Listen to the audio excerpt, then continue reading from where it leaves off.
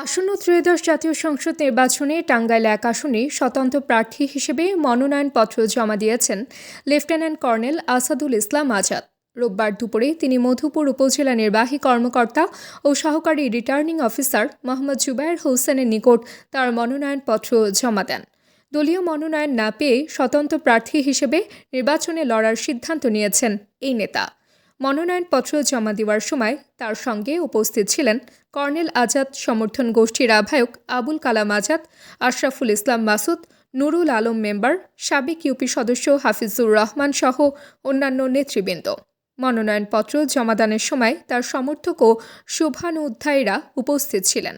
আজকে 29 তারিখ মধুপুর উপজেলা নির্বাহী কর্মকর্তা এবং এআরও অ্যাসিস্ট্যান্ট রিটার্নিং অফিসার জনাব জুবায়ের হোসেনের কাছে আমরা আমাদের জনগণের স্বাক্ষরিত যে নমিনেশন পেপার সেটি সাবমিট করে গেলাম। এখন জনগণের কাছে আমার নিজের ভার তাদের কাছে অর্পণ করলাম। আমরা যদি ধনবাড়ী মধুপুর থেকে সংসদ সদস্য হিসেবে নির্বাচিত হতে পারি, আমার যেটা মূল লক্ষ্য থাকবে সন্ত্রাস মুক্ত, চাঁদাবাজি মুক্ত একটা ধনবাড়ী মধুপুর গড়ে তোলা, যেখানে আমার ব্যক্তিগত মূল উদ্দেশ্য থাকবে কিভাবে হাজার হাজার বেকার তরুণ তরুণী যারা আছেন তাদের কিভাবে আমরা কর্মসংস্থানের ব্যবস্থা করতে পারি। সেই লক্ষ্যেই মূলত আমরা কাজ করছি। কারিগরি শিক্ষা, কারিগরি প্রশিক্ষণের আশা করব। যারাই ভোট দেবেন, গত 15 বছর ধরে অনেকেই ভোট দিতে পারেন নাই।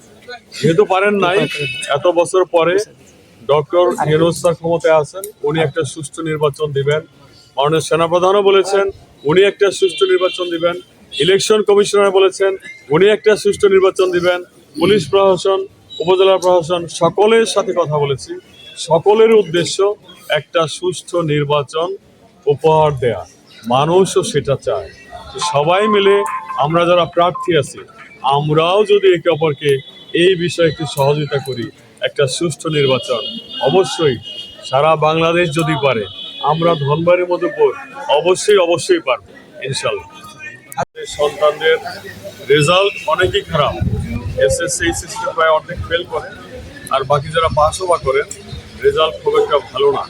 তাদেরকে ব্যাপক হারে কর্মসংস্থান একমাত্র কারিগরি শিক্ষা দক্ষতা বৃদ্ধির মাধ্যমে। এটা খুবই সিম্পল বিষয়, যেমন প্রশিক্ষিত নার্স, প্রশিক্ষিত শেফ, প্রশিক্ষিত গাড়ি মেকানিক, ইলেকট্রিশিয়ান, এসি মেকানিক, এই সমস্ত কাজ বা প্রশিক্ষিত হয়ে কৃষি কাজ করা, গরুর খামার করা, ছাগলের খামার করা, মুরগি পালন করা, এই বিষয়গুলোতে আমি মূলত জোর দেব। মূল লক্ষ্য প্রত্যেকের ঘরে ঘরে প্রত্যেকের সন্তানের জন্য একটা সম্মানজনক কর্মসংস্থানের ব্যবস্থা। সকলকে ধন্যবাদ। তাবাসসুম হক আনিকা, দৈনিক আজকের বাংলা। দৈনিক আজকের বাংলা .net